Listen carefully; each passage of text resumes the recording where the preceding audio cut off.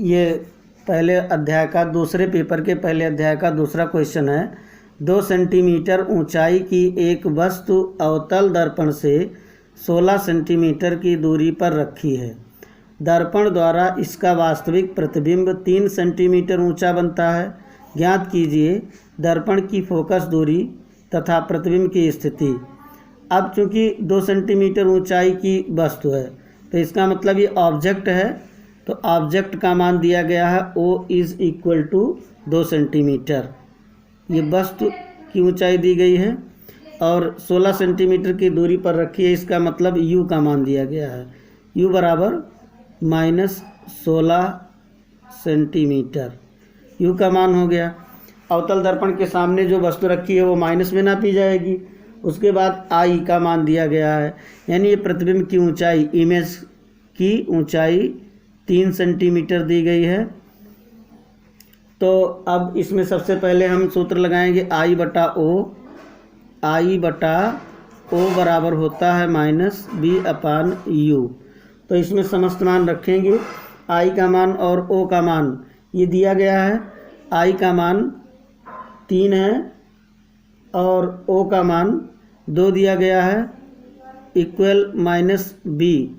प्रतिबिंब की स्थिति ज्ञात करना है और U कितना है U का मान 16 सेंटीमीटर। आंकिक मान रखेंगे, चूँकि ये भी ऋणात्मक होता है, ये भी ऋणात्मक होता है। प्रतिबिंब अवतल दर्पण में वास्तविक जब बन रहा है तो वास्तविक है तो ये प्रतिबिंब ऋणात्मक होगा, ये भी ऋणात्मक है तो ये दोनों धनात्मक हो जाएंगे, अर्थात आंकिक मान ही रखेंगे तो भी काम चल जाएगा। तो अब इसमें जो है 16 उधर पक्षांतर होगा तो B का मान आएगा -3/2 और यहाँ 16 का गुणा करेंगे, 2 कन्ने 2, 2 अट्ठे 16। तो प्रतिबिंब की स्थिति पूछ रहा था तो -8 त्रिक 24 सेंटीमीटर, यानी कि माइनस का मतलब होगा कि दर्पण के सामने बनेगा, अवतल दर्पण के सामने बनेगा, 24 सेंटीमीटर की दूरी पर बनेगा। अब हमको दूसरा सूत्र हम लगाएंगे 1/F equal 1/B plus 1/U। प्रतिबिंब की स्थिति और फोकस दूरी दोनों ज्ञात करना है। इसमें फोकस दूरी पता हो जाएगा इससे। 1/F equal 1/B। B का मान -24 दिया गया आया है इसमें। U का मान प्रश्न में -16 दिया गया है, तो प्रश्न में -16 दिया गया है तो 1/16 हो जाएगा। अब कुल मिलाकर के 1/F इक्वल ये -24 और 16 इन दोनों का लघुत्तम लेंगे तो 96 होगा।